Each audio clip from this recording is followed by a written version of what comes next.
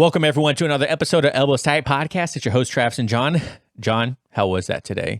You know, it was really good. I think everyone's going to like that interview. A big takeaway I had from it is I feel like he's a really good human being. Like when you hear him talking about jiu-jitsu, but everything else he does to make himself a better person, he seems like a really solid dude. Yeah, today's interview, we have Haisam Rida. He is a top-level jiu-jitsu practitioner. If you guys don't know who he is, his nickname is the Giraffe because he's 6'5", 220 pounds of oatmeal and sex appeal. This man is extremely athletic. He's the one, if you guys want to put a name to the face if you don't know already, he's the one that at ADCC, he did the armbar on Cyborg and the crowd exploded and whatnot. You know, he's a super down-to-earth guy. I couldn't be more happy with this interview. This was such a great conversation. He is so down to earth. He was so forthcoming with his knowledge, and at every moment he was just explaining how grateful he is for even being in the situation he's in. You know like I said, he seems like a really good human being. Yeah, and which is funny because a lot of times in the jiu-jitsu community, especially when you reach that level, it could probably get to people's heads and whatnot. So you can tell that it doesn't get to his head at all. You know, coming from where he came from, you know, he grew up in Ghana, moved to Japan, and had the hardest time just getting to America to compete on the world stage. And here he is now. So I'm very, very grateful that he gave us his time today. So it's a great conversation, and I can't wait for you guys to listen to it, honestly, because it is just so good. Housekeeping notes. We have a new Supercast. You can subscribe to our Supercast and avoid this whole preamble, and you can avoid the Manscaped ads and any other future ads that we have with people, and you could just listen straight to the interview, and that's going to be at elbowstight.supercast.com. And we have 3 tiers that you can subscribe to, whichever one fits your budget the best. If you want to help out the podcast, then you can do that. And there's a plethora of benefits that come with each one. The higher the tier, the more benefits you get. But that is out now, elbowstight.supercast.com. Please go subscribe to our mailing address. That's going to be there also. And if you want to become a paid member and avoid all these ads in this preamble, and starting with this episode, you can stop listening to it right now and go do that. and that would be greatly appreciated. I'm doing everything I possibly can right now to grow our following and to grow the podcast to where we can do this full time, or at least me if John doesn't want to, because John is a big wig now at work. I'm most certainly not. So I greatly appreciate that. And then what else do we got? Oh, check out like I mentioned, check out our mailing list. We're going to be releasing stuff with that. That's 100% free, but it's still going to be at the Supercast website if you guys want to do that. Future guests, if you guys want to check out what's going on with the podcast in the background, that's going to be there also, and it's free, like I said. And then follow us on Instagram, Elbows Tight Pod. My goal is to have 1,000 followers on Instagram by the end of the year, so we have 2 months to do it and gain about 250 followers, so that'd be great if we can do that. And then also Facebook, YouTube, everything. If you guys want to, please and thank you. And then leave us a 5-star review on on Apple Podcasts and Spotify and Podchaser. John, we got anything else? No, man, listen to this one. It's a good one. Yeah, hopefully you guys enjoy this. Also, if you are a premium subscriber, before we go, there will be a whole nother video and episode released to premium subscribers only. Haisam gives his 3 tips on how you can improve as a competitor leading up to competition and on competition day. And that's only going to be for the premium subscribers. So if you guys want that, go over to supercast.elbowstight.com and please subscribe. So thank you guys so much. Hopefully you enjoy this, and we'll catch you later. Peace. Support for Elbows Tight is brought to you by Manscaped, who is the best in men's below-the-waist grooming. Manscaped offers precision-engineered tools for your family jewels. Manscaped recently launched the Ultimate Men's Hygiene Bundle, the Performance Package. Join over 4 million men worldwide who trust Manscaped with this exclusive offer for you. 20% off and free worldwide shipping with the code ETP20 at manscaped.com. If my math is correct, that's about 8 million balls. That's a lot of balls, Johnny. When Manscaped reached out to work with us, I instantly thought, yes, what a deal. I've been using Manscaped products for a while now. And when they mentioned helping out with the podcast, I thought it was a no-brainer. I have the Lawnmower 4.0 now, but I had the Lawnmower 3.0 and absolutely loved it. Also, most people think about Manscaped as just trimmers, but really they have ball deodorant, ball toner, the weed whacker, which is your favorite thing, right, John? Yeah, I love the weed whacker. Look, I'm about to hit like 45 years old, so I got hair growing out of everywhere now. So it's coming out my ears. I'm like, man, where is that weed whacker? It's definitely my favorite. Get 20% off and free shipping with the code ETP20 at Manscaped. That's 20% off with free shipping at manscaped.com and use code ETP20. Unlock your confidence and always use the right tools to get the job done with Manscaped.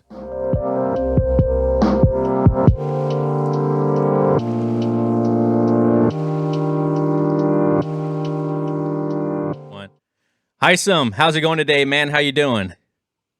Doing good, man. I'm just excited to be, thank you guys for having me here. Excited to finally be on and let's get it going.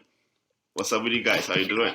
I'm doing great. It's a beautiful Sunday morning here. I woke up around 6 a.m. and yeah, I've mentioned before we officially started recording. I have 3 kids and 2 of them are under 2 years old, so they wake up early. And so I typically wake up at 6 a.m. 7 days a week at the latest, and so I took it upon myself this morning to clean a little bit and make some coffee and get everything ready for this fantastic interview that we've been pumped for since 3 weeks ago. Hey, yeah, I've been looking forward to it too. I came prepared, and I'm excited to be here, man. Yeah, no, I appreciate you giving us your time, man. Honestly, I know you've been super busy lately. A lot of spotlight's been on you, especially because of ADCC and the amazing performance you did there, man. Not only that, I wanted to mention it too because I've been following you for a while, and what's crazy is your Instagram following after ADCC jumped up like 10, 15,000 people like overnight. It felt like I think you were at like 16, 17,000 people, and then after ADCC, I checked again, it was like 25, 26. I was like, holy crap, dude! Yeah. How's that been? I mean, to be honest, I'm still like riding that high. It's just like, I was just saying this story is like me going to ADCC was just like a different person, and then I just came out like another person, in a way. Like, it's been crazy. My phone been blowing up ever since. I'm still getting tons of messages. It's almost like very humbling, overwhelming, and it's like, sometimes too, it's just like, yeah, finally made it. The world is known because I've been doing it for a very, very long time. It's almost like that one armbar that I've done way too many times, but I kind of seem to hit it when it mattered the most, and the world, finally giving me some recognition. So to be honest, it feels nice. Yeah, I could only imagine, man. Like, especially when the fruits of your hard work pays off, and like you mentioned, you hit that arm bar quite a few times. And I was watching some tape on you, and I was like, man, I was like, that wasn't a fluke. Like, that's like part of your game, huh? Is that underhook and arm bar is like legit, man. When people got to be going into it, like, he's not going to arm bar me with that. He's not. Damn it, he got me with it. You got to know it going in. Yes, sir. Bro, man, arm bars have been my 10. It's been my go-to since I started Jiu-Jitsu, and like I said, and also that's my style, always looking to go for the kill. I could have decided to go for the takedown, play it safe, but I'm like, man, just going to go for the kill. And the arm was there. I saw it. I went for it, And the crowd reaction, everything just was overwhelming. Bro, that, like, watching the tape, and because, like I said, I've been following you for a little bit, watching the tape and the reaction, I was like, oh my God, like, it's got to be like all the memes of like, are you not entertained? Like in the Gladiator, you know what I mean? Like I was like screaming at my phone. I saw it on the Instagram. I was like, holy crap, that's like insane, man. But did you like study tape of Cyborg beforehand because you knew you were going to go up against him? Like, did you have enough time to, or did you already kind of know what his game was? Because he's a heavy wrestler. He loves taking people down.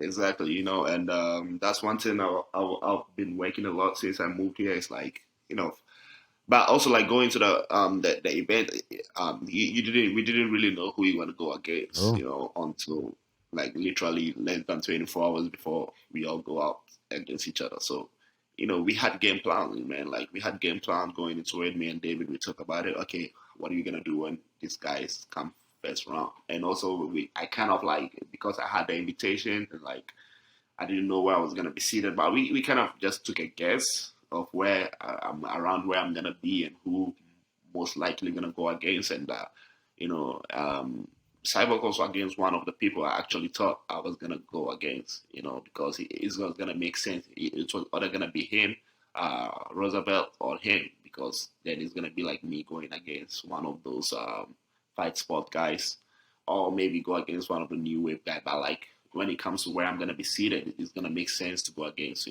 somewhere between like Orlando, Cyborg, and all that stuff. So we had game plans, and like, going to it, when I found out I was going to go against Cyborg, it was like, okay, man, this is one of the fights we actually wanted, and we get in it. So this is an exciting one, and man, my confidence was all time high, going into it. I was good at getting to that mindset in that zone where it's like walking into the arena, like the crowd I didn't really allow the crowd to get into it. It was just me, my opponent, and then my coach. That's all I could hear, and so going into it, like, and actually the night before, I already watched some films back then. Like, to be honest, everybody in that, my division, I've watched everybody.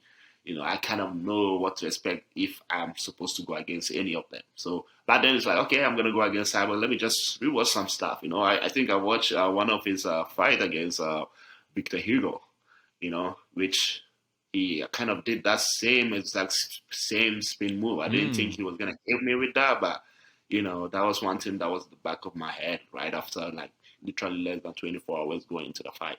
So I knew what to expect. I knew it was gonna be a lot of stand up, and I've been working off my my wrestling a lot too, like almost like a counter wrestling style, because I never really wrestled growing up. So and likely moving here Detroit, I'll find almost he's like my mentor now. I would say Jake Herbert, he wrestled, he made it to the Olympic of the team. Wow. So not every day you get someone like that in your corner. And I didn't plan on that. He somehow arrived in my gym. I found how good it is. I reached out to him, help me out. So I grew into that, like growing up, not really wrestling. I did judo in Japan. That's what I did. That's one of my takedowns. So if I can tie you up, I'm very confident to die. But, with ADCC, it's very hard to get to that tie or other stuff. So most of my style is like defense wrestling, counter wrestling, all that stuff, because I know I'm not going to be that offense type, And so he threw that attack, man, and I saw everything just unfold, I had the underhook perfectly. And usually I'll just flip them, trying to spin around to the back. There's a bunch of moves I could have done there, but like I said, I'm just looking out to go for the kill. I saw the arm perfectly, the way he was trying to turn into me. I knew if I gave him a little space to come up, I'm just gonna spin around and go for the arm. And then, man, it's just like one of those days, Man, I've been doing that a lot of times, but it's just like sometimes too, you just need everything to work perfectly, everything to be aligned. And it's just like one of those moments where just like everything was just like perfectly timed, everything just, I caught it. And as soon as I had my leg over, whatever reason, I just started to hear the loud noise.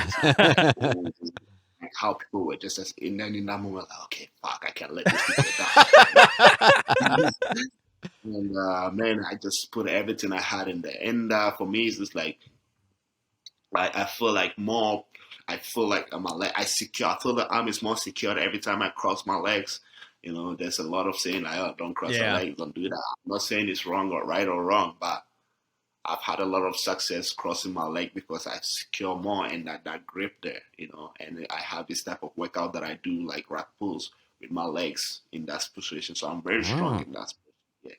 Yeah. So me and my boy, shout out to my trainer, Ty Jensen, we work on all that stuff because he knew I'm bars on my 10. So how can I get stronger in that position? So we work on all that. So shout out to that, my boy, Ty Jensen. And anyways, so man, across my feet, the way it was in, like, initially I felt like, man, this guy is strong as fuck. He's a big dude. Like, I don't think people realize how big that guy he looks is. He is huge. Huge. Yes, sir. I knew that. Even though I didn't allow that to get into my head going into it, but man, he almost threw me to the opposite side. But then I just falling back to the other side, and then I'm like, man, I'm not letting go of this. And you also how it happened. I got the top. I came up and spread my arm just right there, and then everything hit me. Just ADCC has always been my dream to be on.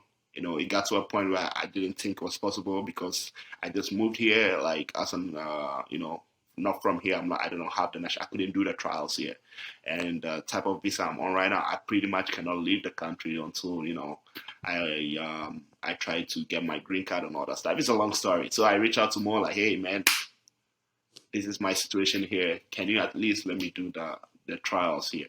Just give me the opportunity to do the trials. And he actually understood me. He wanted me to, but the one question which was very fair was like, man, I understand your situation, but I can't allow you to do it, because then if I allow you to do it, every person living here who's a non-citizen gonna say, hey, why are we getting special treatment? Let's do it too.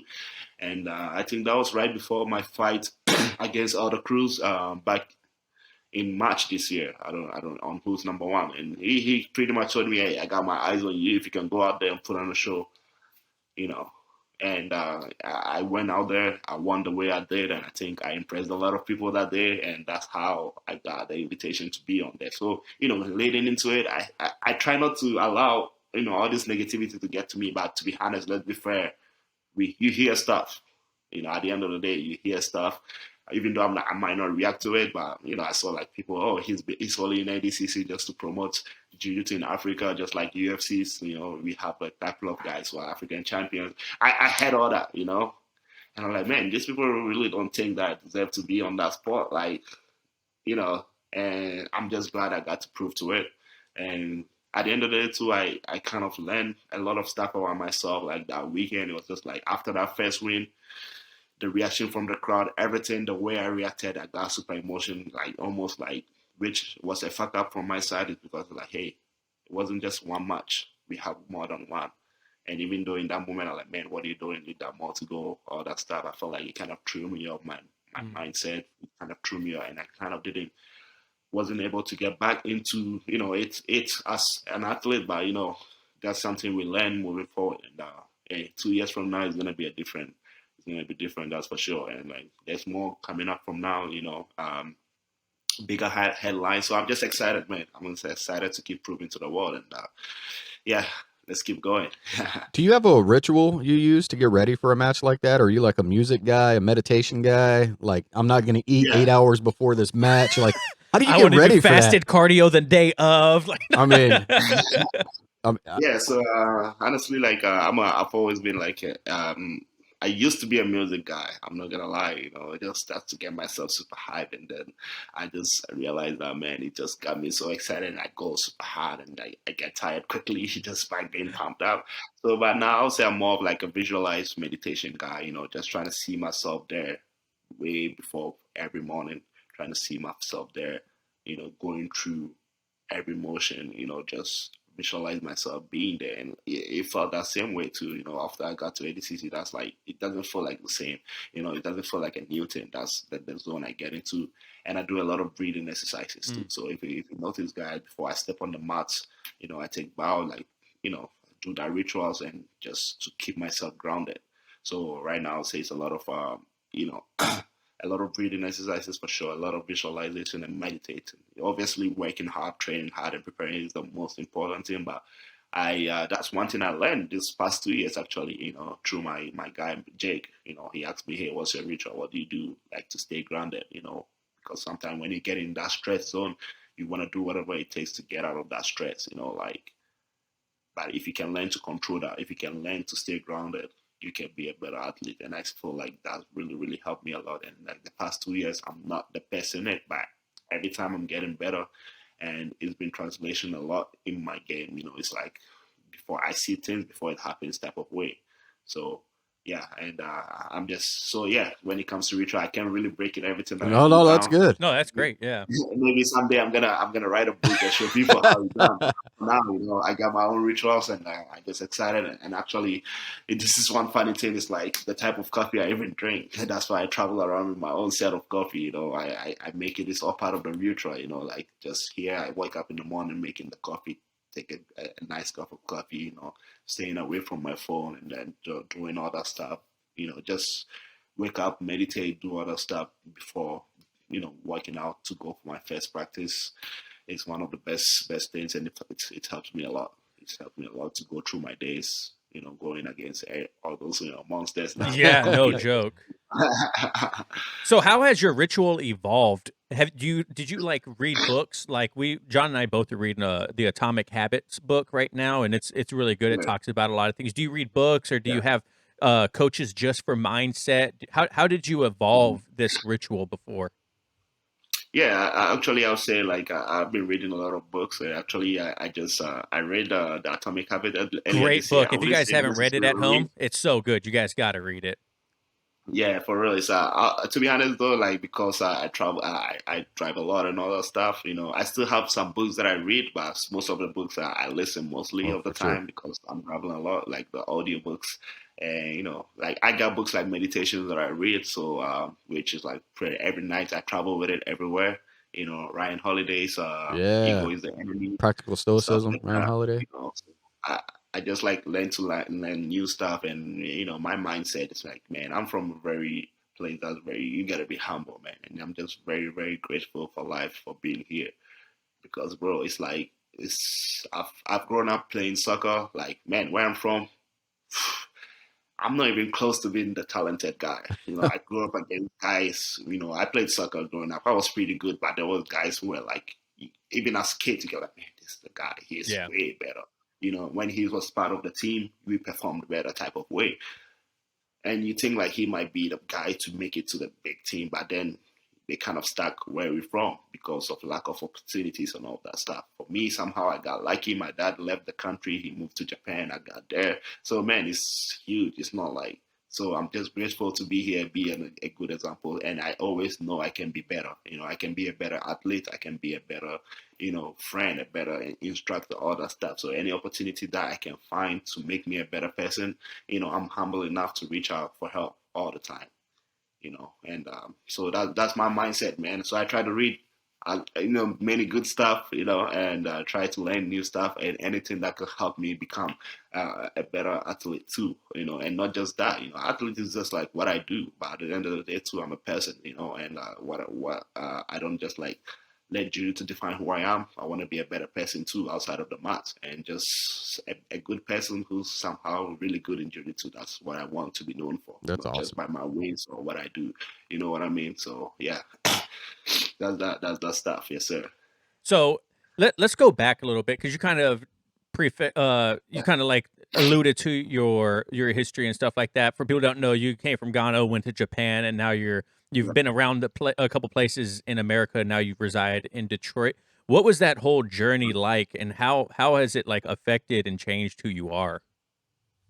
Yeah. So originally born in Ghana. That's where I was raised until I was 14, 15 years old before moving to Japan. And like, growing up, I played different sports. I've always been an athlete. I think, I was playing soccer like I think around 4 years old. So, I remember like one thing, like everybody was talking about the teenage and like stuff like that. And I just made a joke. It's just my whole like childhood, even up until now, I'm just going to being in the locker room, because it's just like constantly every day go to the locker room, change for soccer. Even when I was playing basketball, I find myself hanging out in the locker room a lot. And now jiu-jitsu is like, man, I've been in the locker room a lot.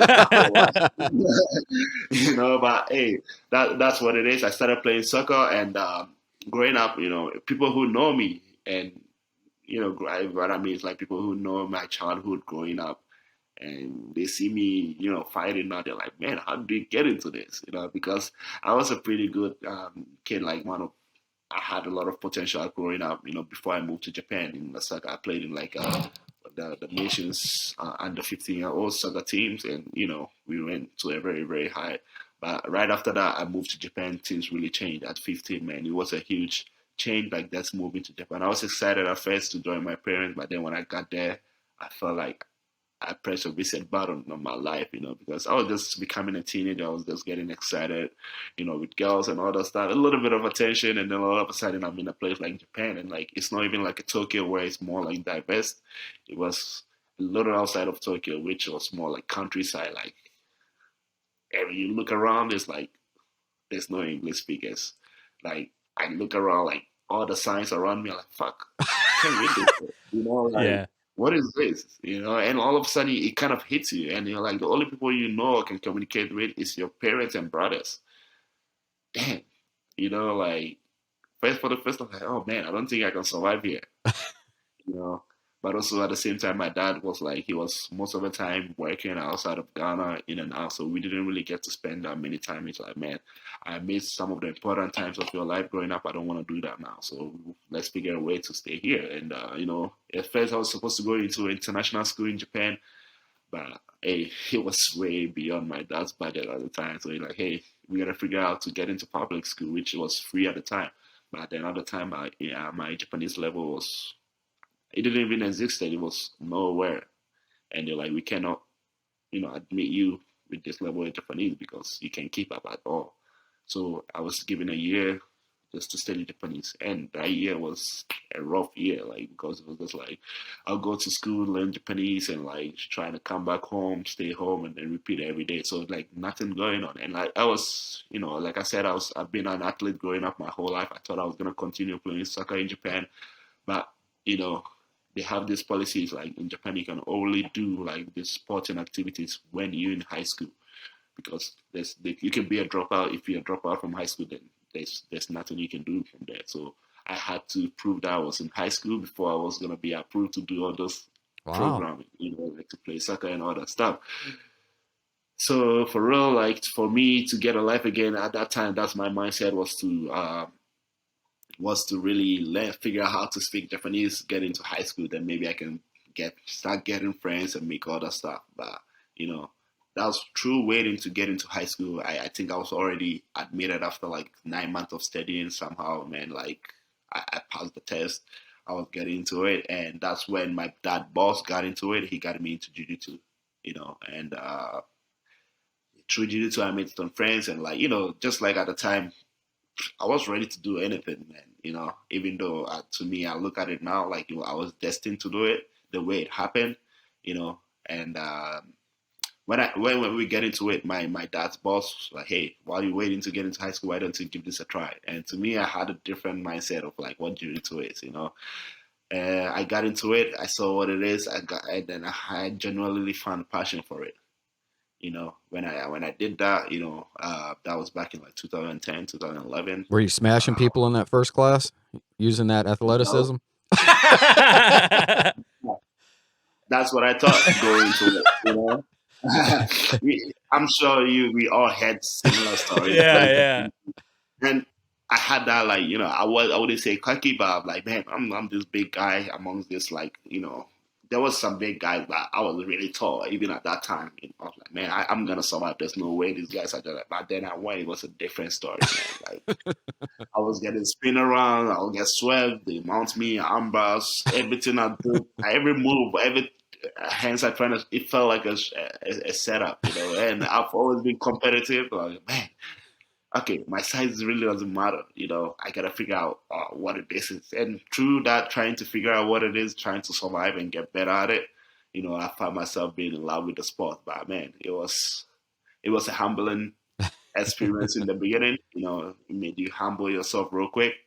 And then, man, you just like from there, I started working on it, And then even after that, 3 months later, I tried to get into my first competition. I got beat up so bad by a judo guy, which ended up forcing me to start judo.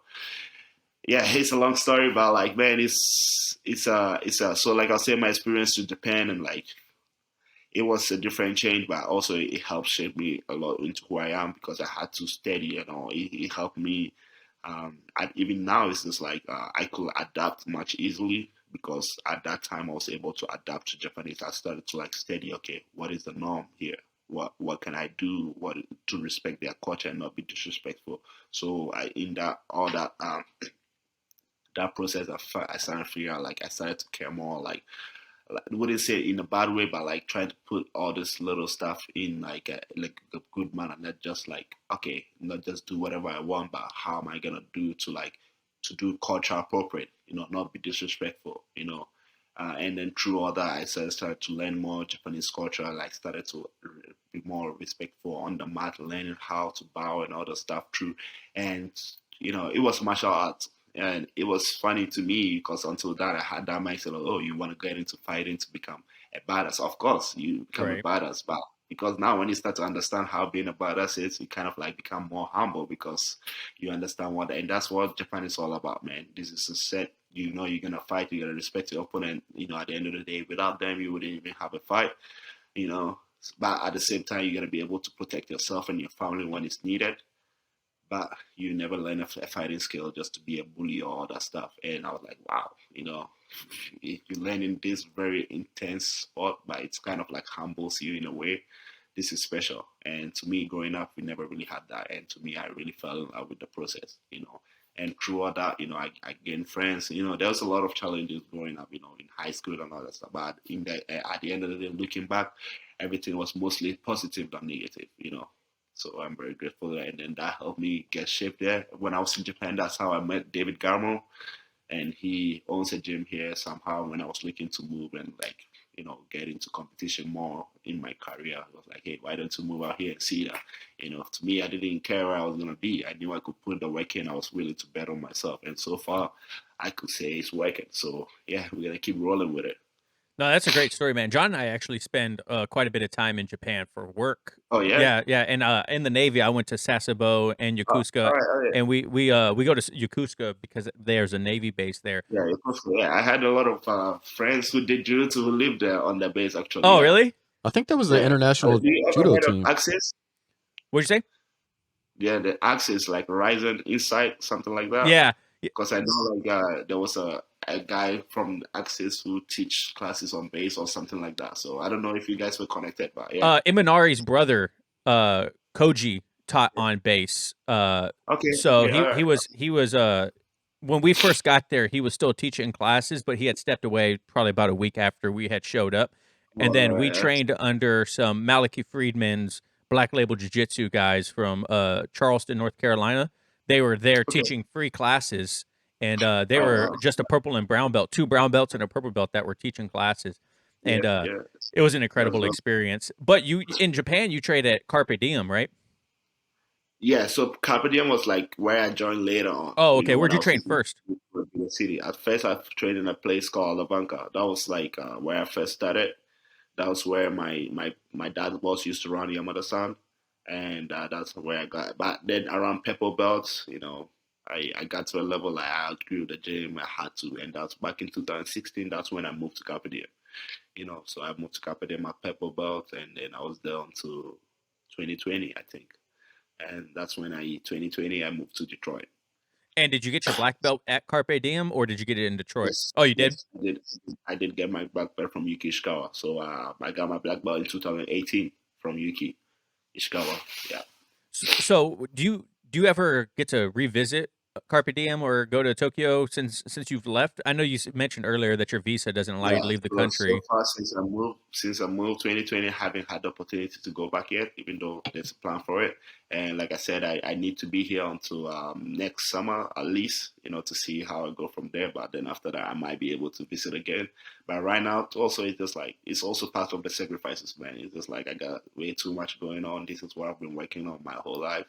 You know, so I just gotta sacrifice family time and all that stuff a little bit just to focus on career right now and then see how it goes.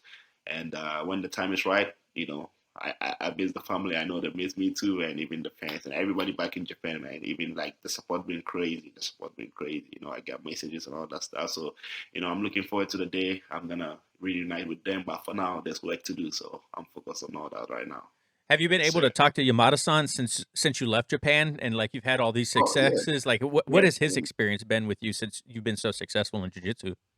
I mean, like, he's almost like my Japanese dad. There's this book that Rich Dad poured out to me. You know, I have my Ghanaian dad and I have my Japanese dad. And actually, I lived with him since I was 18 to like 22. So that's when I really got into that Japanese culture. But you know, he's always like a proud dad, man. Like, yeah, and then he was pretty strict with me growing up, you know, because I wasn't always like, you know, maybe I might have the potential I didn't even know at the time, but I wanted to do the fun stuff. I wanted to go, you know, join the cool kids, you know, started working on weekends and just to make enough money to go out with friends, you know, maybe start dating. But he made sure that all that didn't happen. He made sure I was training. He made sure I wasn't missing classes. You know, when I was skipping school, my parents found out. He found out before my actual parents.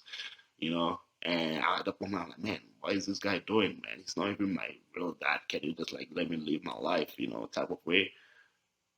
But now I do understand. I'm like, Mm-hmm. fuck, so fucking grateful for that, you know. And but at the end of the day, we stay in touch. So at some point, I was trying to distance myself, to run away like just any other like young early 20s. But now we really close than ever. And the cool thing about this, he was in Vegas that weekend. No way.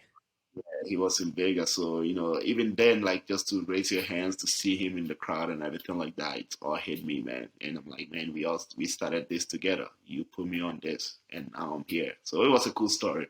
It was a cool story, and then we just cool, man. And we had our disagreement growing up, but now it's everything is support.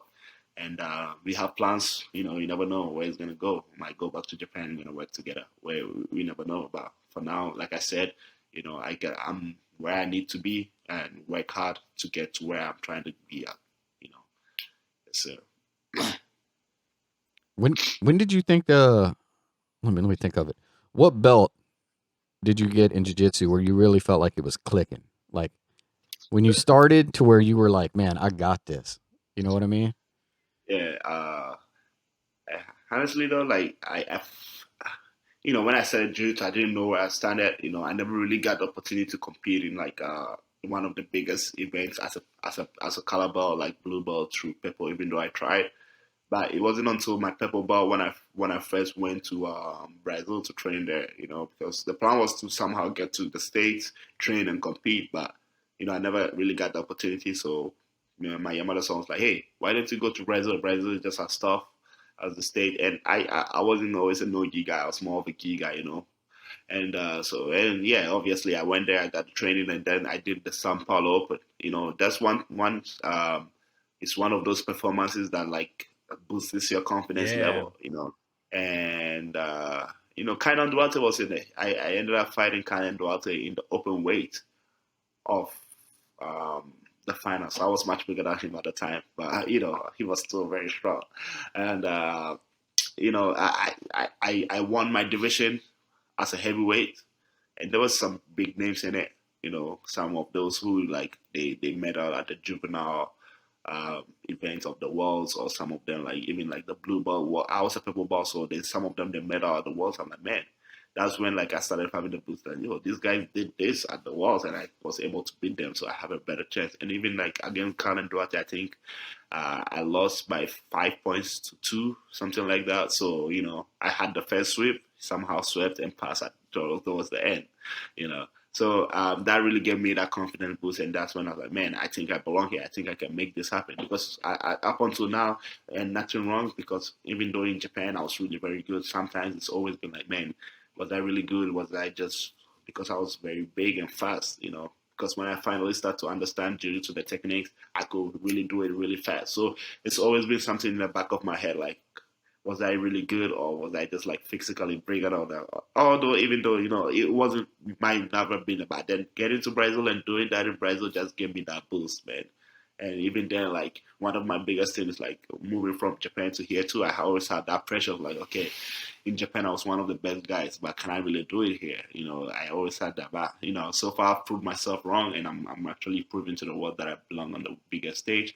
But I would say around purple belt, when I went and did that São Paulo Open, when I won my division, and I lost in the Open finals, but I made it to the finals and fought one of the top like juvenile kids at the time, and he only beat me by points. I think that really boosted my confidence, and like I came back and I remember Yamada said, "Yeah, we can do this." So from there, that's when I was like looking to make changes, And even though it was very very unfair at the time, that's what I needed to do, because that's when I left my coach at the time, and it was a lot of problems, because obviously I was his best guys at the time. And looking back at it, he really invested a lot in me, but Carpe Diem was the place to be if you were looking to get to that next level in Japan, and I had to make that tough decision. Even though my coach didn't agree initially, I kind of like left, and it was back and forth. It wasn't very good, especially looking now. That's one of the things I wish I could do. But at the same time, I needed to make that move, because living in a big city like Tokyo, like I had more opportunities in Tokyo than I would have ever done living in like a countryside. So at the end of the day, it all worked out. But at the same time, I believe that wasn't not fair for your mother son. I wish, our separation would have been much more respectful, more open. Even though I tried to make it that way, he wasn't willing to let go, and I wasn't willing to stay either. I knew I had to make a move. So, but hey, it's fast forward. We get to agreement. We reach out to each other, and now it's all love. He was in Vegas this other weekend, so it is what it is. And like we talk about it. I met. I got on Quintet because I was in Tokyo. And I was like 2 weeks replacement. 2 weeks replacement. They were looking for another guy to compete, and somebody was like, "Hey, why don't you guys check out this guy in Carpe Diem?" That would have never happened if I wasn't outside of Right.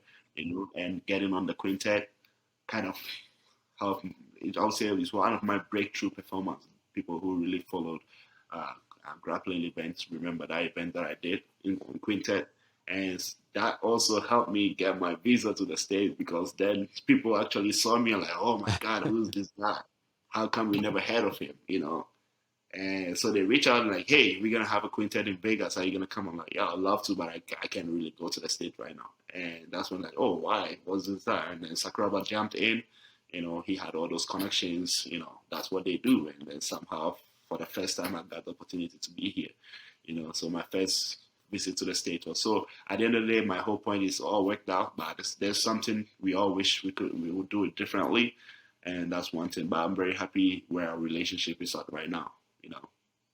Yeah, So, it's interesting that, going through all of it, I'm sure there was, a lot of highs and lows, like you mentioned, especially when it yeah, comes to your visa and stuff like that, but everything happens for a reason. You know what I mean? We go through these trials and yes, sir. tribulations in life, and in jiu-jitsu, you win, you lose, like you mentioned in ADCC, like you were like on top of the world after submitting Cyborg, and then you realize like, oh man, like this is going to affect me. I Yeah, need to exactly. be a little bit more level-headed, you know what I mean? Yes, And exactly. Even it's though, yeah. And so it's crazy where our journey takes us. You know what I mean? uh-huh. Like Yeah. would you have ever imagined that you would be, in Japan 15 years old, not knowing Japanese, just trying to get into school, to being on the biggest stage in the world for grappling? Like, did you ever imagine like that would happen? Did you have that like end goal in mind, and then you just like put the things in place that you needed to?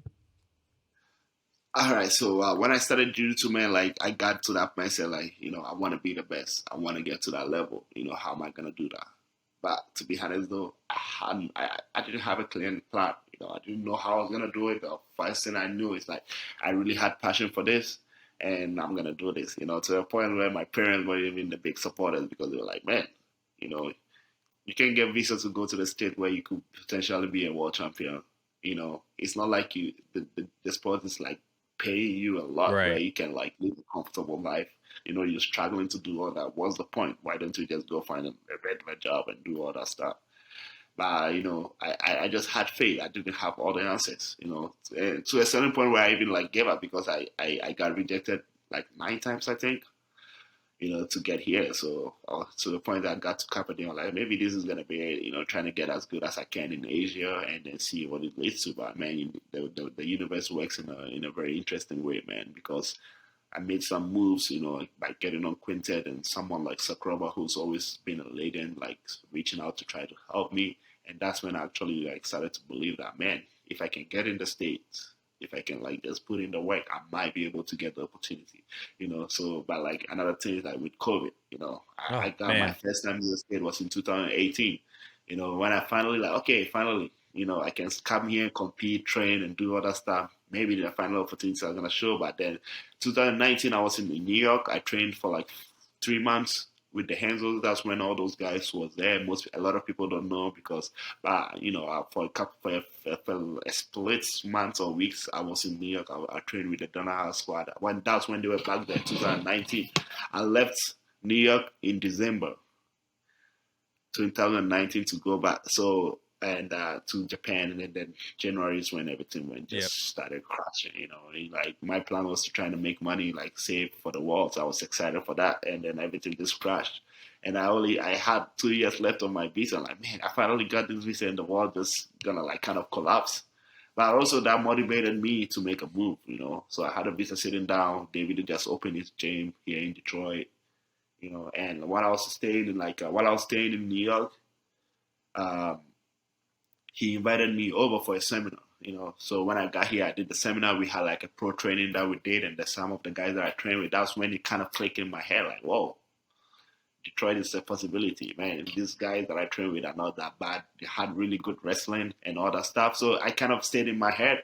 But then with the COVID, and then when everything happened, we kind of stopped it. But then later on, while I was looking for a stay, he kind of reached out to me like, hey, I still have this, what do you think? Are you still interested? I'm like, please, I'm looking for a place to move. So I moved here in November 2020, like the craziest time you could think of is like when COVID was still going on. Mm-hmm. That's right around the election time. Everybody was on ease. And I kind of knew that, but I was like, man, I'm just going to take the risk and make the move. And then actually, moving around that time ended up being a good thing for me because there was not much going on, grappling-wise in the States. IBJJF tournament, everything stopped. People in Brazil were stuck. And in the middle of that, there was this Ghanaian who grew up in Japan here. And I think that kind of raised a little bit of attention. And I think that was 2 weeks after I moved there, I did the American Nationals at my IBJJF. That's when they started doing the open mat. And again, I just went in. I think I had 6 fights. I had 5 submissions out of all the 6. And, I remember Flow Grappling interviewed me right after that event, because I was just new on the scene, who are you type of thing. And I think that really kind of translates for me getting on my first Who's Number One and just be able to prove to the world through that. And I think I kind of gained fans through that. And that really helped a lot to even get me into ADCC because, man, to be honest, I haven't done much at black belt level. I haven't won worlds or anything like that yet. Even though I believe I belong into that, I belong in that level, sometimes you gotta climb the ladder. Mm-hmm. But through doing big events like Who's Number One, putting on the show, becoming getting fans through that kind of paved my way for even the bigger events to get on eventually ADCC. Like I said, man, at some point I didn't think I was even gonna make it, to a frustration where I'm like, man, I'm not in the state now. I can't even do the trials. I'm stuck. And it's not a time where I can travel. But then you see how the opportunities happen. So. I feel like I'm destined to be here, and I'm very grateful the way things went. It's not the way I exactly planned. My plan was to somehow, go to the American embassy, request for a visa and make it easy, just, everything. But, it didn't go that way. I had to go through all that. And at some point, I didn't even know what I was doing, but I just had faith, man. And I just kept working hard. And it feels like, looking back, it looks like everything fell in place in a way, and I'm very grateful for that, man. So you get a lot of attention too because you're 6'5", you know what I mean? 220, right? 220, big athletic guy, move fast. Pretty small. Yeah, I mean, that's like about average, you know what I mean, on Tinder. But but what has your game been, and has it changed since you got to Detroit and you've been around, like you mentioned, David's a better wrestler, you have all these coaches around you. What was your game before getting to Detroit, and has it changed at all since you've gotten there? I'll say, yeah, mostly of my game has always been kind of the same. I would say I've always been a guard player most of the time, even when I was in Japan, a big guy just doing all those inversion, especially with the gi on too. Like I said, I was more of the gi guy. And, so I would just play a lot of lapel guards, spider guard was my thing, keeping people in distance. Yeah, really long distance. Yeah. It's always been my thing. I think I started really understand what the spider guard is from my coach as a blue belt, but then now when I start to transition into nogi, it's man, I don't really have the grips. What do I do? So I started to try to be more on top, trying to utilize my judo. But then when I moved here quickly, I was exposed to my wrestling sucks. Not even my wrestling. I had no wrestling at all.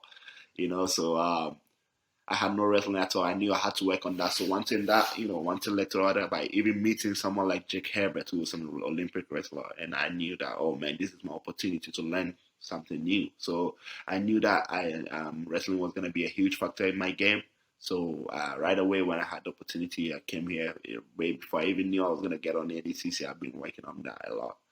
So that really helped change my game. And my game, in no case, I'm trying to stay on top as possible, trying to scramble from top. And that's what I live for, man. Like any type of scramble, I feel like I'm going to win it. I'm going to win every type of scramble, especially at the heavyweight. And people see me, they might see me on video, they see, oh, he's fast and all that. But until actually in front of you, I'm really fast. That's what people misunderstand. Like I think it's a blessing, to be my weight and my quickness. It's a very rare thing, and and people always think, even like Cyborg was very all respect, man. Like, man, you quick. Yeah, that's what he said. Yeah, I'm like, yeah. Of course, like, that's right. Y'all over there talking trash behind my back, thinking I'm big and slow, but I got your ass. I know that, So so I knew my weakness right away was to impose my wrestling. So we've been working on it, and so far I'm just excited to be able to prove it to the world. You mentioned a lot, like you're the pros of your body style. You're fast, strong, athletic. As a big guy, what are some detrimental things that come along with being a big guy that most people probably won't even think about? As a big guy, also, is just like one thing that I hate though is like going against a little smaller guys. Really? Yes. I feel like you could just wrap them up. I'm telling you. Yes, exactly, right?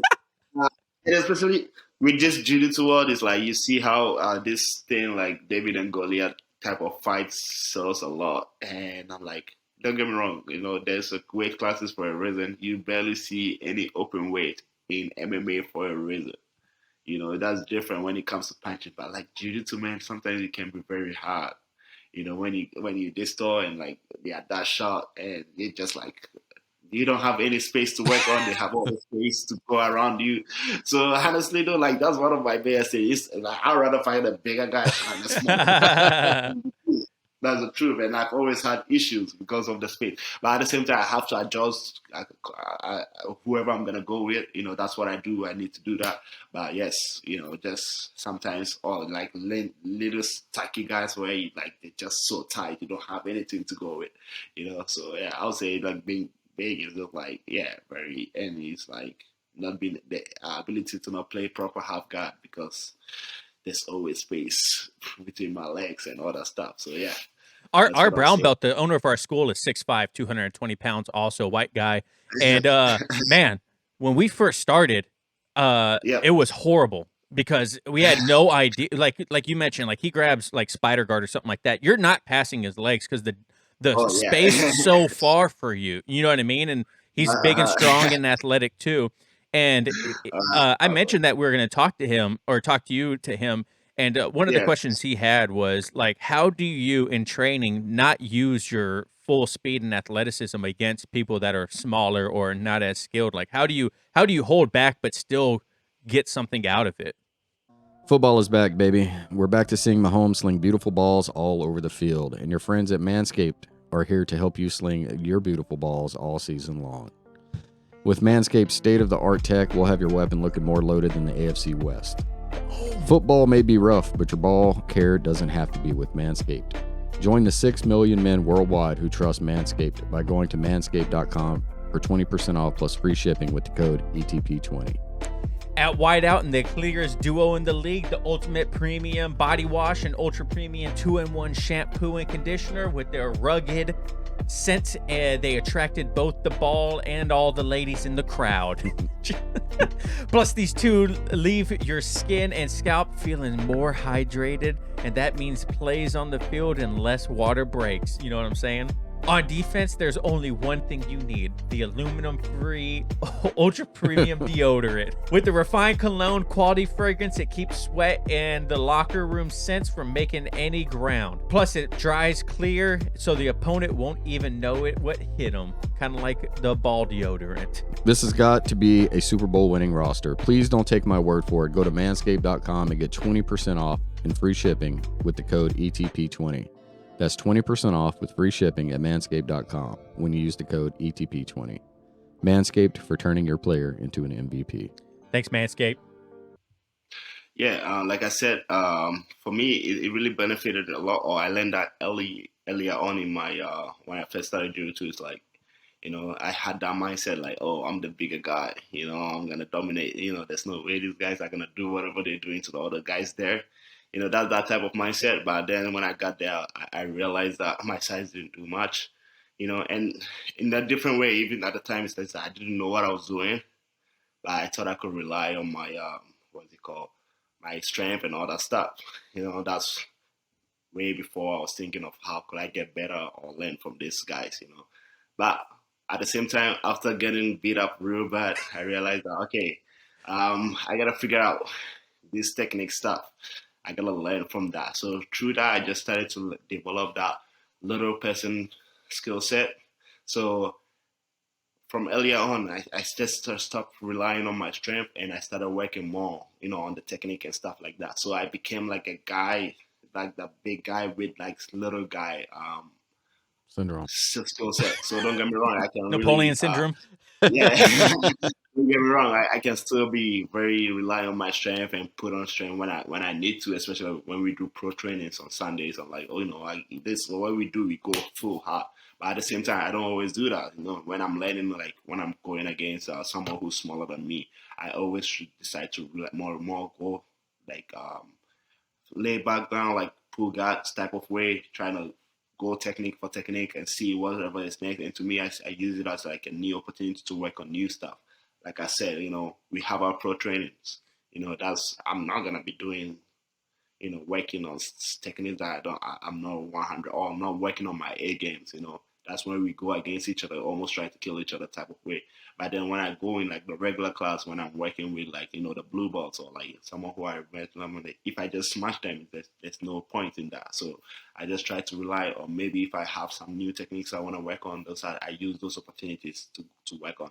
And at the end of the day, even if I make mistakes, for me, I'm not that type that's gonna be like, oh man, he just passed my guy. Let me try to get pissed off and trying to like, recover the guy right away and then smash them just to, to work on your ego or something like that. Right. I never let that get in the way. If you pass my guy, I understand that I made a mistake. At the end of the day, we practicing. That's what it is for. There's no win or lose here. To me, that's my mindset. So I feel like I'm just like more, never allow my pride or ego to get into it. Be honest with myself. I know if I'm working on leg locks, okay, I'm gonna if I mess up the entry, I know what not to work on. And when I get better at doing that, then I can do it even against a higher level or when I'm in pro training. That's how I feel like I learn small or work on new stuff. And by doing it against, the color belts or someone who's smaller than me, or, even if I make a mistake, I can recover easily. That way my body can get used to doing it. It's almost like an active drilling to me. That's how I see it, and that's how I see it. And then that way, when I start doing it, my body start getting used to it, my muscle memory, I can start to implement it in my pro trainings. That's where it becomes kind of my A game or my improvement comes from there. And I can show off on like, on the events days too, when it comes to like the big events and I put it on. So to me, it's just like, that's how I've been doing it, just work on new stuff, work on taking it easy, and that's how you learn through taking it easy, not just playing your A game the whole time. And I feel like not working on your A games against like your best training partners, it's not gonna work that way. But you can use the opportunities like maybe against, not what's the right word, the belts below you, All right, lower belts, yeah. The lower belts, that's the right word, those are the opportunities for you, And you can submit the lower belt 10 times, it's not going to make you any better, but you can like use the opportunity to work on new stuff, even by helping them, like, hey, you could have done this instead of this, you make them to counter your attacks. That's going to make you think different perspective and then get even better at doing it. So yeah, that's how I work on it, But at the same time, when we go on pro training, it's a different thing. Yeah, there's no working on anything there. I'm trying to smash you, bro. Yeah, exactly. Bringing your A game, I'm bringing my A game too, So yeah, and I feel like we all need that. You need that like training where you just go hard, just like competition way, and just training where you learn new stuff. Because if you just go hard like competition way, you're never gonna improve. And if you always just go chill, guess what? Competition day, people are not just gonna be chill like that. So you gotta have that balance. And to me, it's been working for me. So, maybe some person can learn from this too, and then try to learn one or two things from them. Hopefully. So what do you feel like as like a newer belt or lower belt, what do you feel like is something that is overlooked that can actually help people improve much faster or help their game along? Like, do people not ask enough questions? Do they not train enough? Like, what do you feel is overlooked the most in lower belts? Lower belt, I feel like is that the right word to use that? But like shiny object, I think the version of shiny object in jiu-jitsu, like especially with like I feel like the basics is overlooked. Mm. That's it's always not always, but like getting to the level I am right now, and the way I started jiu-jitsu, and like how much time I spend on like just learning the basics, and even like technical stand up and all that stuff. I feel like it's been overlooked a lot now. I'll see guys who can do all these perfect leg entries, but can do a proper hip escape or something like that. So and it's just like that stuff where like they come in, they see all those videos on Instagram or like, videos or whatever. Like, some guys did that cleanse. I'm like, hey, they didn't just started doing all those stuff overnight, man. It's just like they make it look easy, but also it's like, you need that basics, you need to work on like how to escape when somebody get past your legs and all the stuff like that. It's not just like the entries and all the stuff. So for me right now, I feel like the basics are a little overlooked, but also that's, the generation we're in, like I feel like you don't need a proper, passing or anything like that. Why you can fall down into the legs and all that stuff. So, hey, and to me, it's just like I try to, what's it called? Like I said, living in Japan, it gives me that,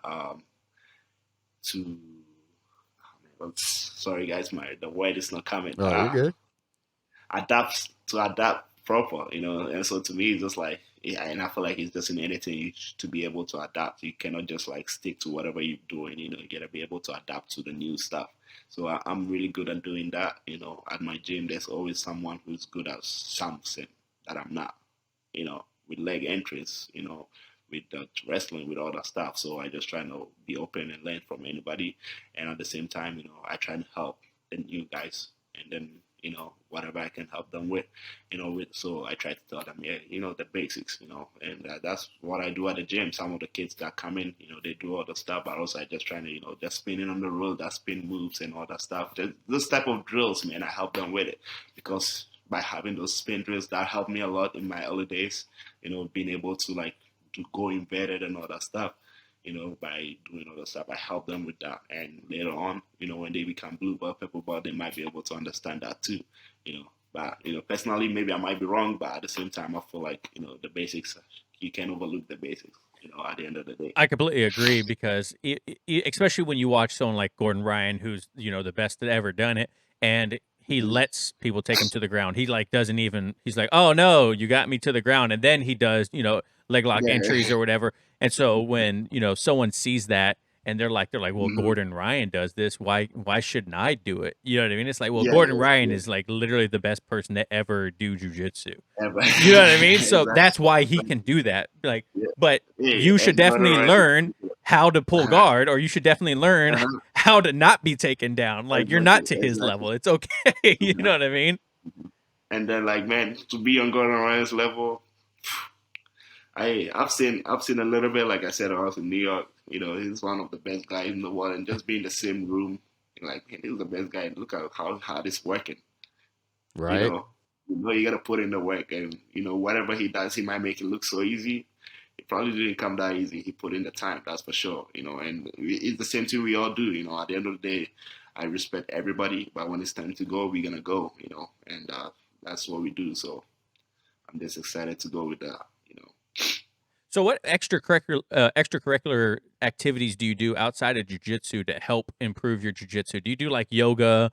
Obviously, you do strength and conditioning training. Do you study tape? Do you watch instructionals? Like, what other extracurricular stuff do you do outside of just going to the gym?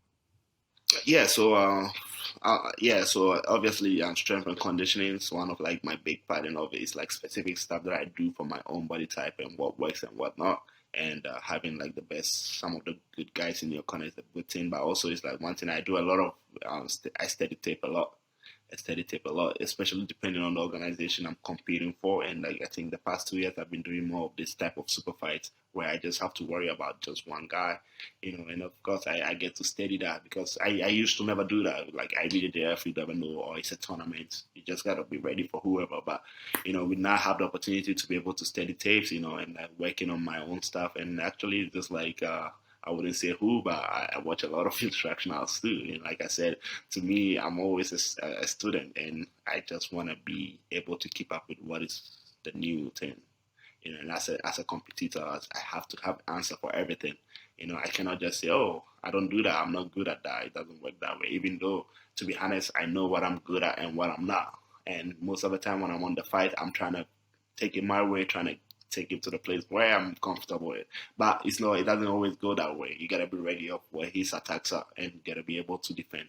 So yeah, I try to keep up with every, new technique that's on and how even not to even to be able to just do it, but to be able to have an answer for it when it's been done to me, and also just as an instructor too, just to be able to have answers when your students ask questions. Like, hey, I've seen this. I don't want to be the guy have no idea what's the new techniques on or whatever. So just for the passion and the love of the sport, just watching. I'm just a fan of the sport. At the end of the day, if there's a super fight going on the weekend, that's what I like to do, watch UFCs and stuff like that. So it's always like I'm around that, and just through watching like that, I learn those stuff too. So a lot of videotaping and like yeah, just asking questions and drilling a lot.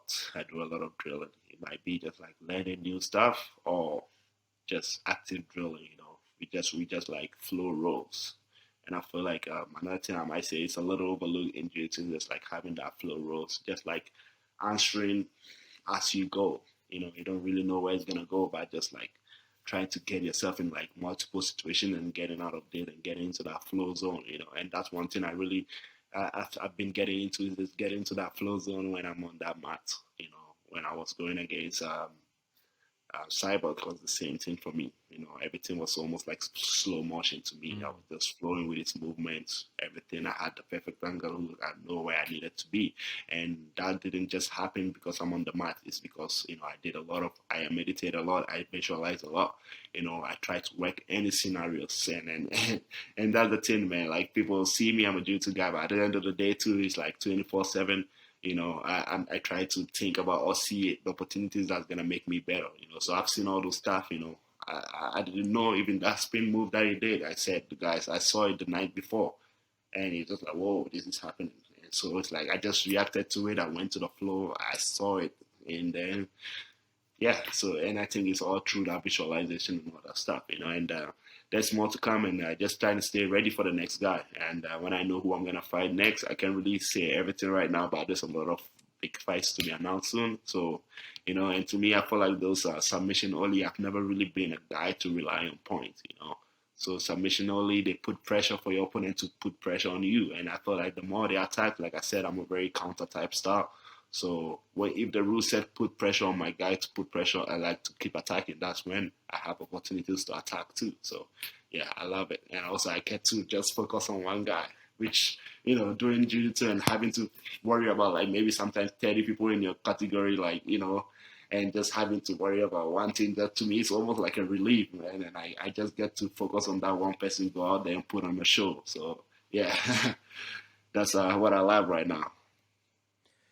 What has your favorite? You mentioned a lot about like studying one tape and rule set. What is your favorite organization to compete in? I saw a video where you and Lachlan were in China doing like an MMA match of grappling, which was like Yeah, yeah, crazy to see. I was like, man, I can't mm, wait to ask him about this because I'm sure that was an yeah, incredible yeah, experience too. What was the yeah. coolest moment that you've got to compete, and what's your favorite organization to like compete under?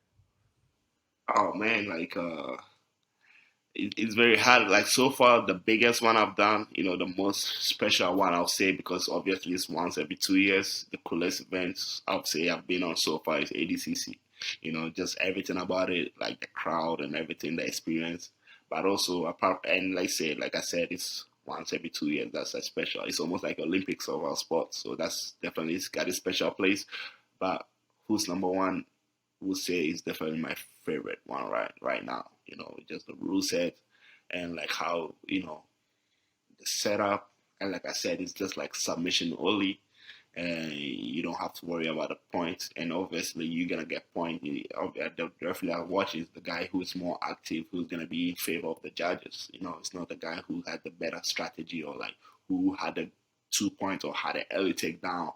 At the end of the day, it really doesn't matter. And if you watch some of my fights too, you can tell, like, even at IBJJF, there's a couple of fights that I lost because I really didn't care of giving up points earlier on. I was just trying to hunt for the submission, and then somehow I couldn't get it, and they did a good job of like securing or like staying safe, and I lose. But events like who's number one, like just because you get me takedown doesn't really mean much. What can you do after that takedown? We're gonna keep going until like eventually you can get us, or you can be dominating me the whole time. Pass guard, do whatever it is. But at the end of the day, if I pull the trigger and get the submission, that's it, and that's what I live for. So yeah, I would say that's my best rule set so far, and also just like gratitude because they help build my name to get me to where I am right now. So I feel like I owe them that much, and then I just enjoy being on their platform. Where Yeah. do you one big topic that's going around in competitive jiu-jitsu, and Gordon Ryan talks. I hate keep dropping his name with you, but he's a prominent figure, especially right now with Oh yeah, for ADCC. sure. But he talks about how there's no money in competitive Hmm. grappling. You know what I mean? And like it's like, what do you think needs to happen in order for people to like yourself to make a full-time living? And I mean, honestly, you get into it because you want to make good money, you want sponsorships, Yeah. and you want all that. What do you think needs to happen in order for that to happen? Do we need more organizations like Who's Number One that pays for athletes to come Oh and do yeah. super fights? Like, what do you Yeah. think needs to For sure. change? For sure, we definitely need more. You know, and to me, I feel like Jiu-Jitsu is headed the right way. Been ADCC doing was it huge for this year, yeah. huge. Yes, sir. And like I've been into it like 12, 13 years now. So, I started when back in the day there's nothing that's going on right now. But but I feel like just having more, super fight or organizations like Who's Number One, and like, getting more like sponsorship that's gonna put or help make Jiu-Jitsu more mainstream. And I feel like we headed the right way because like, Who's Number One obviously is doing it.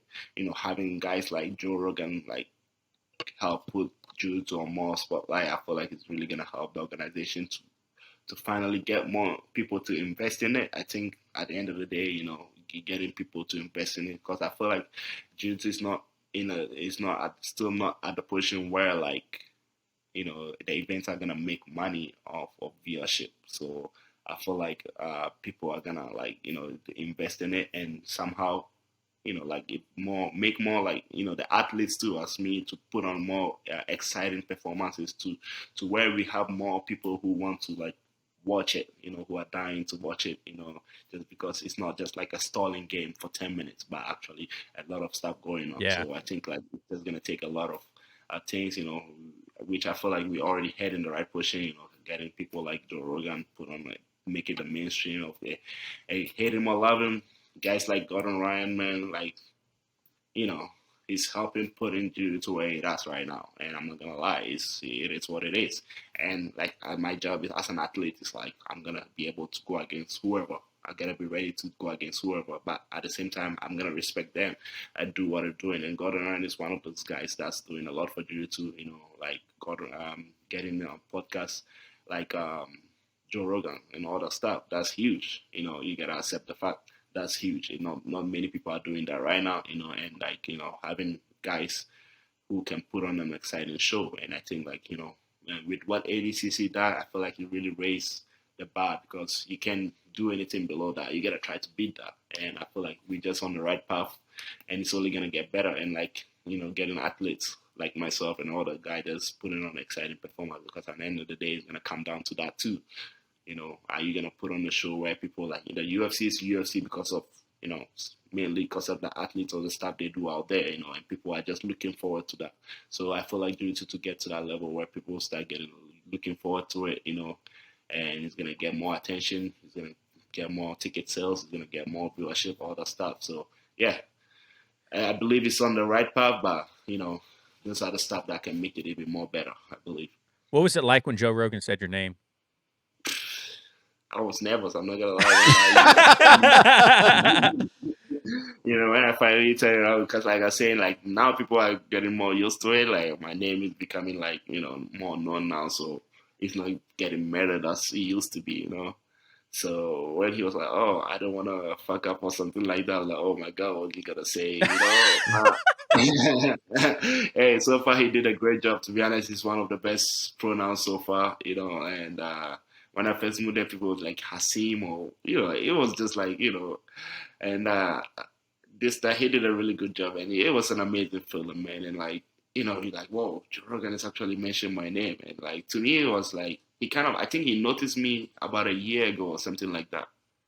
I don't know, one of my wins on Who's Number One, he liked my video. You're like, holy shit, that's Joe Rogan. Hey, and I was freaking out, Oh, Joe Rogan just followed and liked my video. What is going on?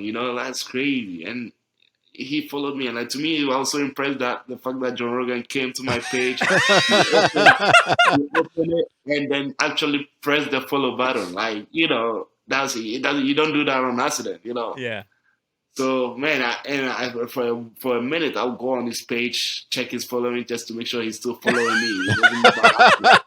Am I still entertaining him? He's still there. Yeah, I'm still there. Good. I'll go again. All right, maybe he meant to follow me. So, yeah, all those experiences, and then for him to finally give me a shout out like that, and like I saw how, I gained a lot of followers just by that, which is super cool, man. And I'm just excited to see what will go from that. And then ultimately, I'm excited to be here, and one day get on this podcast will be a really big dream come true, man. It'll be crazy. And I hope to keep on putting, exciting performance that's gonna keep getting attention like that. And at the end of the day, I just love doing what I do and just going out there and putting on the show. My goal is not just to win the fight; it's to get the crowd excited, to keep going, And I just love to put on like stuff like that, and all it comes from other playing other sports, like soccer and all that stuff. Every time you beat your opponent, even not in the disrespectful, you just celebrate. Just take your shirt off, running through the field, just like. So I was the type of guy who always took off my shirt. I mean, I would too if I was 220 and 6'5". So yeah, I still have those. So I kind of have this mindset of celebrating after a victory, and I feel like the fans love it. So I'm like, you know what? I'm just gonna keep doing it. Don't rip off that brand new Hyperfly rash guard that just came out. At least not for now. That's one cool thing that just came out. Your rash guard that just came out with Hyperfly, the giraffe print. I think that thing is so cool looking, man. Like, I was trying to think of like what animal would I look like if I wear that, and it definitely would not be a freaking giraffe. I'll tell you that right now, man. I would look like a hippo in a giraffe outfit. Like that's a well-fed leopard. That's a good one. Yeah, I love it, right? What was that whole experience like to have Hyperfly one sponsor you? Because I'm sure that you were like, everyone loves Hyperfly stuff. I don't think they produce anything that's ugly or like not high quality. And then two, when they came to you and they're like, hey, we want to do a custom rash guard for you. What was all that like? I mean, it was a cool experience. I've always been like a Hyperfly fan. not growing up, but like when I got into jiu-jitsu, it's like one of the guys that I look or studied a lot was like Keenan Colenius. He's like built like me, lanky, and he's been with Hyperfly for a minute. So I've always had interest with them, you know, and but it all started again in 2018, I think, 2018, when they started Hyperfly Japan brand. Mm. So I've been part of like their sponsorship. So and like I was one of the top guys in Japan. So they reached out to me, they wanted to work with me, and I was like, okay, hell yeah, let's do it. But I was just sponsored by Hyperfly Japan. So when I moved here back in 2020, they kind of like pushed me to start working with Hyperfly. But speed forward, everything went the way it did, and like after one of my wins on Who's Number One, I went out there to San Diego. They invited me out there to do some modeling job. I took some pictures. We did all that stuff. So we built a relationship there. Me and Lawrence, we hang out. We started talking. And like, hey, we can like potentially create some you know Hyperfly Giraffe nickname. Is a very catchy nickname. We can like create something with that, but we didn't really have a plan. So when I find out that I was gonna get on ADCC, that's when we actually was okay. We're gonna make something for ADCC because when is the perfect opportunity? When else is the perfect time to have a custom rash guard other than ADCC? So and I had the idea. One of my guys helped me come up with the sketch. I presented that to Lawrence, and he did all the markups, and then it just came up so perfectly, and also I just wanted to get everything involved with like where I'm from, Ghana, where I grew up. I learned all the valuable skills. I got into martial arts, which is Japan, and where I've always want to, where I'm living the dream now, where I'm having the opportunity to showcase my skills to the world, which is America. So I wanted to involve to not just single one place out, but how can I like spread gratitude to every person on one thing, and that the black star is like the star in Ghanaian, the Ghana flag, and it means the black star and like where I'm from, just to represent. Because again, jiu-jitsu is not a very big sport in Ghana, but to have someone like me being from there to represent the country on one of the biggest stages of the sports, it's something I took pride in. It's something I took I'll say pride in, and like I was very proud of myself to do that. And since I got that, I've been getting a lot of messages, even from medias in Ghana. They're like, "Whoa, we never seen you like that. That's something cool. We've never had someone do that for our country." And I'm like, "Yeah, I'm very honored to do that." And at the same time, too, even though I'm from there, most of everything was from Japan, so I can't forget about that. And to the country that gave me the opportunity, to showcase my world, which is here in the States, So it's a way of me expressing gratitude to all the people that helped me. And to be honest, too, I'm here where I am today through the people. Okay, even though my hard work and all that stuff too, that if I didn't have this type of support I had from every person that I ran throughout the way, I wouldn't be here right now. So I'm just trying to do something that got everybody involved. And not just that, but also how can I make it super cool at the same time, So, we came up with that, and like, that giraffe skin just came out perfectly. God, it And looks so good, man. It It looks so somehow good. my hair matches the it worked out perfectly. So you mentioned grappling isn't big in Ghana. And then earlier in the interview, you also mentioned how people were saying, "Oh, you're just at ADCC to represent Africa because of X, Y, and Z stupid reason."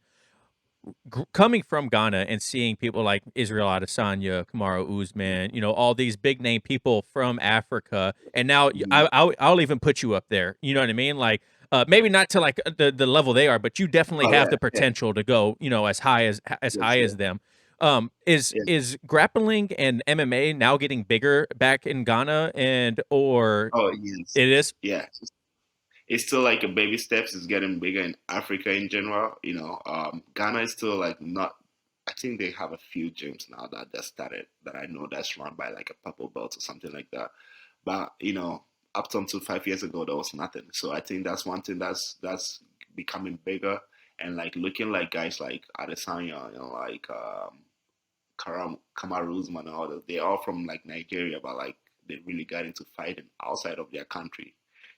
And I feel like this is where the next generation is to trying to see implement this type of sport in Africa itself and like create killers from there, you know. Yeah, So to interject real quick, Francis Ngannou, you know, he yeah, started yeah, schools in yeah, Africa. He yeah, went back home and he started schools because yeah, of that exactly. reason. So you know, so the same stuff, you know. Even in Ghana, he got a crazy story, like how he Yeah. ended up, you know, he's growing up and how he ended up in France and got into martial arts. So at the end of the day, like you see all those guys like myself, we all started doing martial arts outside of where we are originally from. But the goal is to be able to take it back home someday. And I think I had a super fight back in Angola, 2018, and man, I went there. I went some of the kids' classes, man, and the speed they were doing the drills with and all that stuff, I'm like, oof, this is gonna be a problem, Yeah. bro. This is gonna be a problem. And I feel like, you know, 10 years from now, because there was a moment where there was no African descent in the UFC, and now there's a couple of champions, you know. So it's only gonna get better. And you know, with Nigeria and Ghana, we have this friendly rivalry going on. You know, it's all love in the end, but you know, when they won the UFC title, okay, that's cool, that's cool. They got that one, but I'm gonna make sure I'm the first African Jiu-Jitsu world champion, and that's gonna be for Ghana. They can take that from Ghana, you know. So to me, I'm just making that rivalry. But hey, at the end of the day, you know, it's growing in Africa in general, not just Ghana and all that stuff. Even though at the end of the day, that's what I want to do. I want to take it back home and then, you know, help raise the next warriors, you know. But you know, for now, I'll say it's growing. It's much bigger than it was 5 years ago, and I know it's gonna be even bigger 5 years from now. And I'm knowing we're gonna hear a lot of big names coming from there, you know. So you just gotta, you know, pave the way. Someone like myself, even like guys in the UFC, you know, just having something like that to see, I think is a big inspiration for a lot of people from where I'm from, you know, and it's gonna be a positive thing from that side of the world.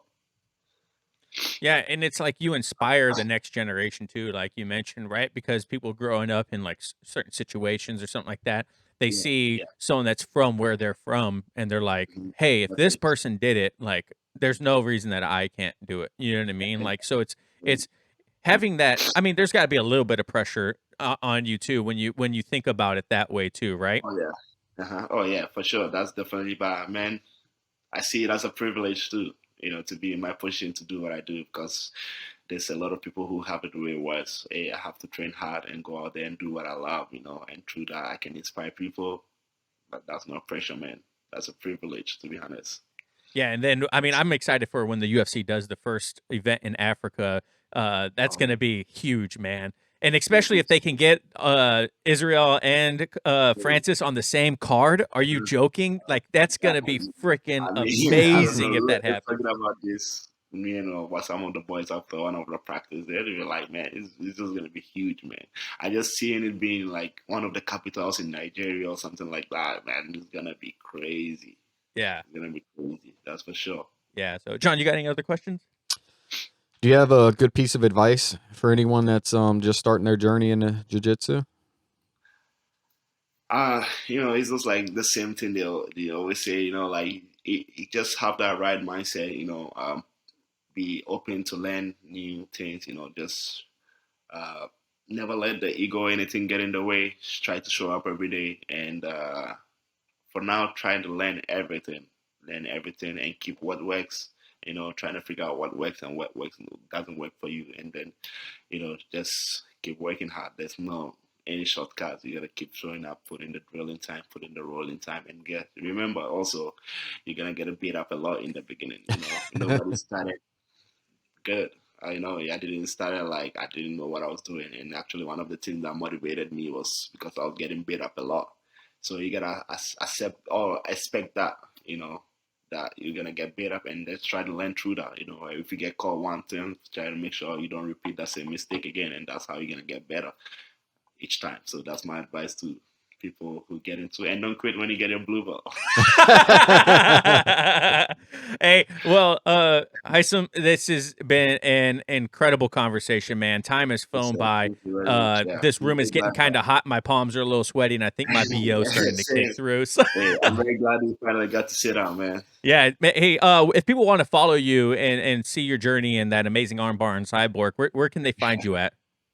Yeah, I'm very active mainly on Instagram, so you can find me by Haisam AJJ on Instagram, and my Facebook page Rida Haisam official. I post all my, you know, my training and all the stuff going on. And like right now, also you should check out my rash guard. It's out on pre-order on the Hyperfly website, so you can check it out. And I appreciate all the support. And yeah, basically. And if you're ever in Detroit, you know, not many people are gonna be around here, but if you're ever in here for whatever reason, come check out Assembly. Yeah. Awesome. Hey, man, appreciate your time. Thank you so much for coming on. I am so happy we finally got to do this. The conversation was well worth the wait, and I think people at home are really going to find a lot of value in your story and your mindset and everything like that. So I feel like we got you at the perfect time because, man, the ADCC was like amazing to watch. That, you know, and this is what I do, man. More to come, that's for sure. Yeah, absolutely. I'm excited. I'm excited to see everything and the success that's in your way, man. I know there's going to be many fruits of your labor to come to you, man. I'm super excited to see it. So thank you guys so much for listening and watching at home. And remember, no oil checks here. Oof. All right, guys. Thanks. Peace.